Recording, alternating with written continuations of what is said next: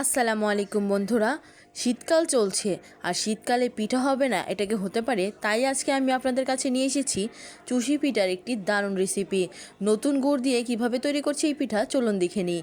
প্রথমে একটি পাত্রে আমি পানি বলক করে নিয়েছি আর এখানে দিয়ে দিয়েছি আমি বাটালি গুড়। আপনারা চাইলে এখানে ঝোলা গুঁড়ো ব্যবহার করতে পারেন। তারপর যখন পানিটা বলক চলে আসবে আমি এখানে দিয়ে দিচ্ছি শুকনো চালের গুঁড়ি। আপনারা চাইলে এখানে আটা বা ময়দাও ব্যবহার করতে পারেন। তারপর সুন্দর একটি ডো তৈরি করে নিলাম।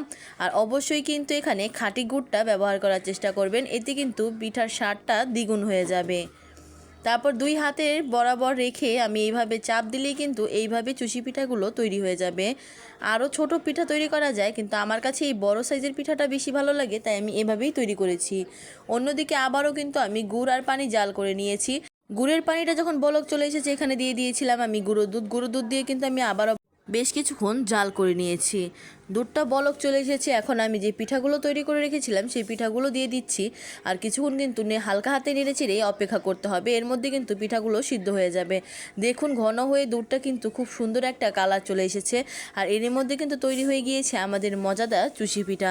চুষি পিঠার রেসিপিটা কিন্তু অবশ্যই বাসায় ট্রাই করবেন। রেসিপিটি আপনাদের কাছে কেমন লেগেছে আমাকে কমেন্ট করে জানাবেন। যদি ভালো লেগে থাকে তাহলে কিন্তু লাইক শেয়ার করতে ভুলবেন না। ধন্যবাদ।